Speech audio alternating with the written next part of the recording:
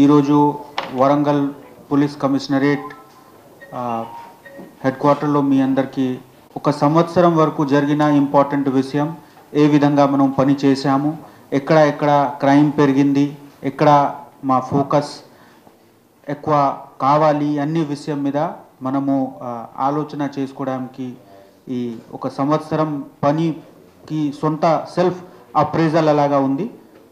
So Warangal police కమిషనరేట్లో ఈ సంవత్సరం 2023లో last year నుంచి 7.71% ఓవరాల్ క్రైమ్ పెరిగింది. అది చాలా న్యాచురల్ ఉంది. ఎందుకు మనం ఫ్రీగా రిజిస్ట్రేషన్ చేస్తున్నాము, ప్రజలకు కూడా బాగా అవగాహన వచ్చింది ఏ విధంగా చట్టం వాళ్ళకి ఉన్న రైట్స్కి వాడుకోవాలి. సో ఈ 7.71% ఉంది.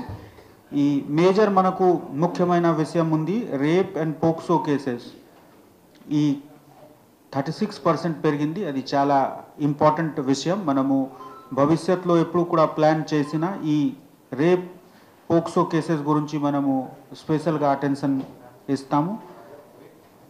అదేవిధంగా క్రైమ్ అగెన్స్ట్ ఉమెన్ కూడా 18% పెరిగింది. కొన్ని కేసెస్ ఫ్యామిలీ డిస్ప్యూట్స్లో కూడా వస్తుంది, కొన్ని కేసెస్ అంటే సంబంధం లేకున్న వాళ్ళతో కూడా ఈ కేసెస్ ఉండొచ్చు.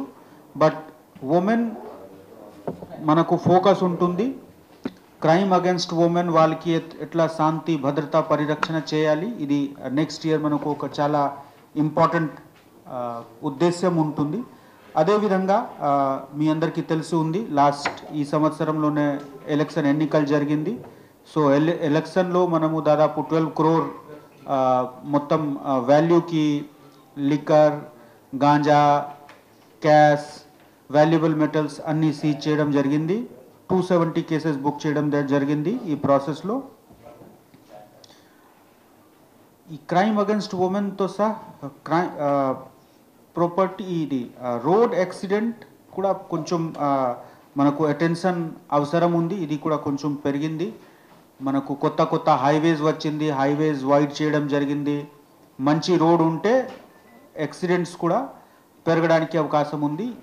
ఈ విషయం మీద కూడా మనము ఫోకస్ పెడుతున్నాము. లాస్ట్ ఇయర్ అంటే ఈ సంవత్సరంలో 18 మెంబర్స్కి పీడీ యాక్ట్ కింద జైల్ ప్రివెంటివ్ డిటెన్షన్ ద్వారా జైలు పంపడం జరిగింది.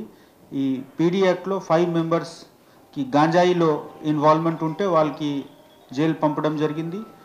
ఇది మాకు చాలా ఇంపార్టెంట్. ఇప్పుడు ఉన్న కొత్త ప్రభుత్వం ద్వారా పోలీస్ విభాగ్కి చాలా క్లియర్ ఇన్స్ట్రక్షన్ ఇవ్వడం జరిగింది. ఎట్టి పరిస్థితిలో డ్రగ్స్, నార్కోటిక్స్ అన్నీ ఉక్కుపాదం ఉండాలి వాళ్ళ మీద. మనము కూడా ఇది ప్లాన్ చేసి ఇంతకుముందు కూడా ఇక్కడ జరుగుతూ ఉంది.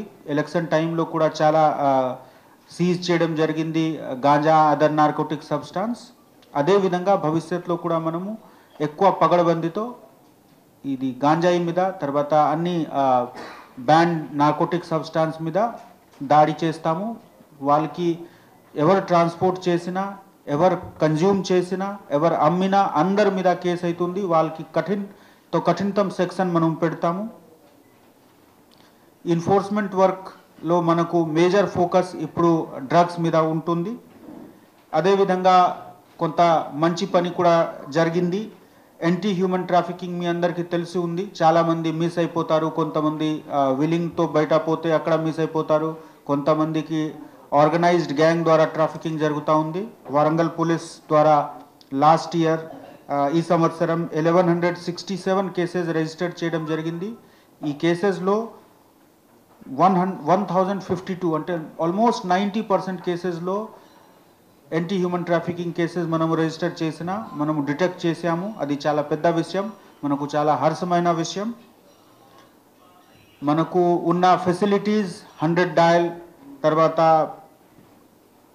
ఎక్కడ కూడా మనకు సీసీటీవీ కెమెరాస్ ఉంటే అది కూడా నేను నెక్స్ట్ ఇయర్ మనం ఫోకస్ చేస్తాము.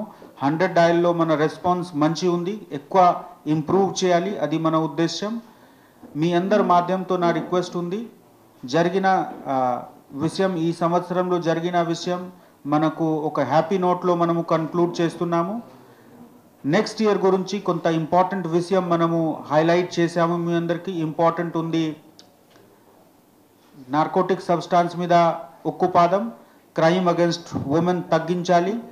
మనము అర్బనైజేషన్ డైరెక్షన్లో పోతున్నాము. అర్బనైజేషన్ జరుగుతూ ఉంది ఇప్పుడు వరంగల్లో కూడా.